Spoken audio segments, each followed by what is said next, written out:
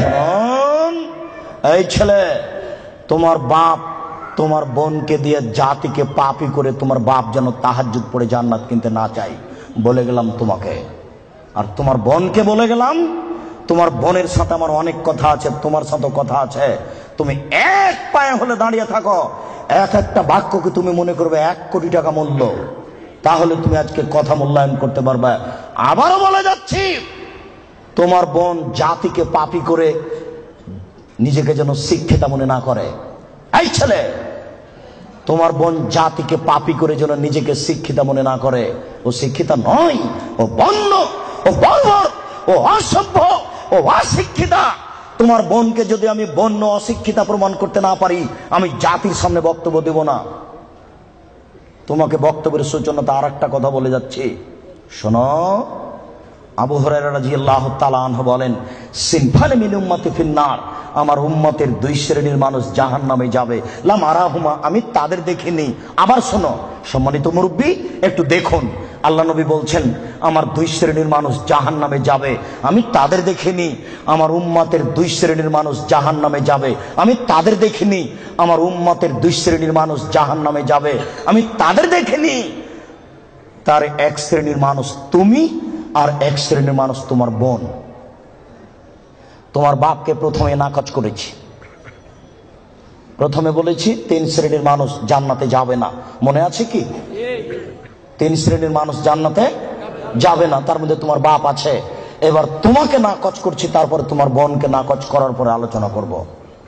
শুনুন, রাসূল সাল্লাল্লাহু আলাইহি ওয়াসাল্লাম বলেন, আমার উম্মতের 1 শ্রেণীর মানুষ হবে মাহুম সিয়াতুন, তাদের হাতে থাকবে লাঠি, কাজনাবিল বাকারে, গাভীর লেজের মতো। আমার উম্মতের 1 শ্রেণীর মানুষ হবে, তাদের হাতে থাকবে লাঠি গাভীর লেজের মতো। গাভীর লেজের মতো মানে একদিক মোটা একদিক চিকন। গাভীর লেজের মতো মানে একদিক মোটা একদিক চিকন। আমার উম্মতের 1 শ্রেণীর মানুষ হবে, তাদের হাতে থাকবে লাঠি গাভীর লেজের মতো, এজরে মুনাবিহা, তারা তা দিয়ে মানুষকে মারবে। এই ছেলে, তুমি ঢাকা বিশ্ববিদ্যালয়ে ভর্তি হয়েছো, তোমাকে দেখছি তুমি লাঠি নিয়ে ছুটে যাচ্ছ, তোমার আগে আগে কিছু লোক পালিয়ে চলে যাচ্ছে, তোমার হাতে লাঠি কাপুরুষ। তুমি এখানে কি বিদ্যা শিক্ষা অর্জন করতে এসেছো? তুমি চোর, তুমি ডাকাত, তুমি শয়তান, তোমার ভিতরে কি বিদ্যা রয়েছে? তোমাকে যদি আমি মূর্খ প্রমাণ করতে না পারি, আমি জাতির সামনে বক্তব্য দেব না। তোমার হাতের কাল লাঠি, তুমি বলো। তুমি এসেছো চাঁপাইনবাবগঞ্জ থেকে পড়াশোনার জন্য, তোমার হাতে কেন লাঠি? কি দেখাতে চেয়েছো তুমি? বলো কি তুমি, তোমার হাতে কেন লাঠি? তুমি মানুষকে মারো দিন রাত, তোমাকে দেখতে পাচ্ছি পেপার পত্রিকায়। শোনো, মুহাম্মদ সাল্লাল্লাহু আলাইহি ওয়াসাল্লাম বলেছেন তুমি জাহান্নামী। মুসলিম, মুসলিম মানে আম গাছে জাম ধরতে পারে ধরে না, অমাবস্যার রাতে চাঁদ উঠতে পারে উঠে না, শুঁয়ের ছিদ্র দিয়ে লাঙ্গলের ফাল ঢুকতে পারে ঢোকে না, শুঁয়ের ছিদ্র দিয়ে লাঙ্গলের ফাল ঢুকে যেতে পারে, আম গাছে জাম ধরে যেতে পারে, অমাবস্যার রাতে চাঁদ উঠে যেতে পারে, এগুলো ঘটে যেতে পারে। যেই কথা বলছি সেই কথাতে সন্দেহ আছে বলে কিয়ামত পর্যন্ত চেষ্টা করলে সরিষা ঢোকানো যাবে না। যা বলছি তাই থাকবে, তার নাম মুসলিম। তোমার হাতে কেন লাঠি? তুমি জাহান্নামী। এই কথা মুহাম্মদ সাল্লাল্লাহু আলাইহি ওয়াসাল্লাম 1450 বছর পূর্বে বলেছেন। তোমার কথা শেষ করলাম, এবার তোমার বোন। দেখো, আমি অনুবাদক, দেখো তো, মনে হচ্ছে যে তোমাকে আর তোমার বোনকে আর তোমার মাকে দেখে দেখে আল্লাহ নবী বলছেন, অথচ আল্লাহ নবী বলছেন যে ওরা জাহান্নামী, ওদের আমি দেখিনি। ওরা জাহান্নামী, ওদের আমি দেখিনি। ওরা জাহান্নামী, ওদের আমি দেখিনি। 2, নিসাউন, মহিলা, কাশে এতন, কাপড় পরে থাকবে, আর এতন, উলঙ্গ। দেখো তো তোমার বোনের সাথে মিল খাই কিনা। আমি আবার অনুবাদ করি, নিসাউন, মহিলা, কাশে এতন, কাপড় পরে থাকে, আর এতন, উলঙ্গ। কাপড় পরে উলঙ্গ হয়, এ কথা মুহাম্মদ সাল্লাল্লাহু আলাইহি ওয়াসাল্লাম বলছেন। তুমি এখন বুঝো সেটা কেমন। তুমি দেখতে পাও না, একটু আগে সূচনাতে বললাম, তোমার বোনের গেঞ্জি জাতীয় পায়জামাটা তুমি দেখো না, তোমার বাপ দেখে না। বাপ বেটা কি লজ্জা বেঁচে খেয়েছ? তোমার বোন কি লজ্জা বেঁচে খেয়েছে? শোনো, তাহাজ্জুদের নাম ঈমান নয়। শোনো, হজের নাম ঈমান নয়, লজ্জার নাম ঈমান। আল্লাহ রাসূল বলছেন আল হায়া মিনাল ঈমান ওয়াল ঈমান ফিল জান্নাহ। লজ্জাই হচ্ছে ঈমান, ঈমানই হচ্ছে জান্নাত। লজ্জাই হচ্ছে ঈমান, ঈমানই হচ্ছে জান্নাত। লজ্জাই হচ্ছে ঈমান, ঈমানই হচ্ছে জান্নাত। লজ্জা নেই যার, ঈমান নেই তার। লজ্জা নেই যার, ঈমান নেই তার। ঈমান নেই যার, জান্নাত নেই তার। ঈমান নেই যার, জান্নাত নেই তার। ঈমান নেই যার, জান্নাত নেই তার।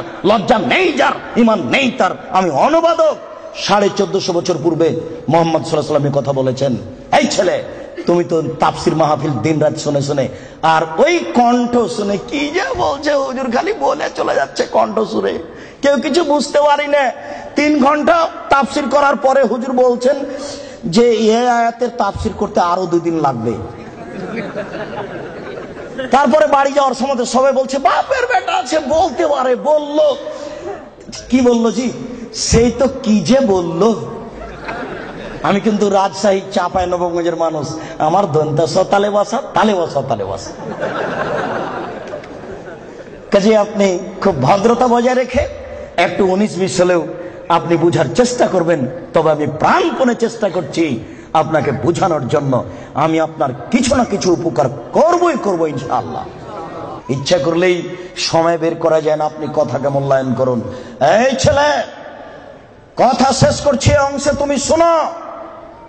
তুমি জাহান্নামী, এ কথা আল্লাহর নবী বলেছেন। তোমার হাতে লাঠি, গাভীর লেজের মতো তুমি মানুষকে মারো।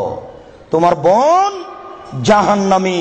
তোমার বোনকে আল্লাহ নবী বলছেন নিসাউন, মহিলা, কাসিয়াতুন, কাপড় পরে থাকে, আরিয়াতুন, উলঙ্গ, মমিলহাতুন, ওরা পুরুষকে নিজের দিকে আকৃষ্ট করে। ওই যে দেখো তোমার বোন এখনো ওই যে যাচ্ছে, ঠোঁটে লিপস্টিক দেওয়া আছে।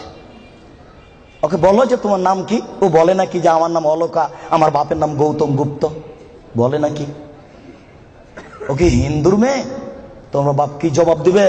তোমার বাপকে তাহাজ্জুদ পড়ে জান্নাত কিনতে বলি ও কাপুরুষ, ভুল বুঝেছে তোমার বাপ আর তুমি, ভুল সিদ্ধান্ত। তোমার বাপ তাহাজ্জুদ পড়ে জান্নাত পাবে না। তোমাকে বারবার বলে যাচ্ছে, তুমি মনে রেখো, তোমার বোন এখনো ঠোঁটে লিপস্টিক দিয়ে বাজারে ঘুরছে। ঢাকা শহরে এভাবে ঘুরতে হবে কে বলেছে? তুমি ধর্মকে পাগল পেয়েছো। তোমার বাপের তাহাজ্জুদকে তুমি তুলে রাখো, তোমার মায়ের কোরআন তেলাওয়াতকে তুলে রাখো, তোমার বোনের বিদ্যাকে কবর দিতে এসেছে, তুমি মনে রেখো। শোনো, তোমার বোন মানুষকে নিজের দিকে আকৃষ্ট করে।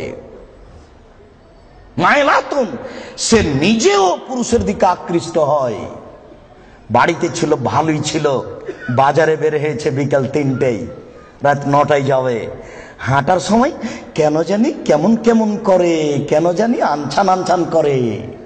একবার ডান দিকে যায়, একবার বাম দিকে যায়, একবার মাথার চুল নাড়ে, একবার হাত হিলাই, কেন জানি কেমন কেমন করে, কেন জানি আনছান আনছান করে। আল্লাহ নবী বলছেন ও নিজে পুরুষের দিকে আকৃষ্ট হয়েছে। লায়াত খোলা জান্নাত, ও জান্নাতে যাবে না, ও জান্নাতে যাবে না, ও তো জান্নাতে যাবে না, যাবেই না। ওয়ালা ইয়াজিদনা রিহা, সে জান্নাতের গন্ধ পাবে না। হয় না রিহা তুজাদু মিন মাসিরাতি কাদা ওয়া কাদা, এই জান্নাতের গন্ধ পাওয়া যায় 1 বছরের দূরত্ব পথ থেকে। এটা জান্নাত। এখানে একটা দ্রুতগামী ঘোড়া দৌড়াতে আরম্ভ করেছে। 1 বছর দৌড়িয়ে যত পথ যাবে, ওই পথের মাথাতে যদি কেউ দাঁড়াই, তাহলে ও জান্নাতের গন্ধ পাবে। তোমার বোন জান্নাতে তো যাবে না, যাবে না, জান্নাতের গন্ধ পাবে না। বলে রাখলাম আমি অনুবাদক।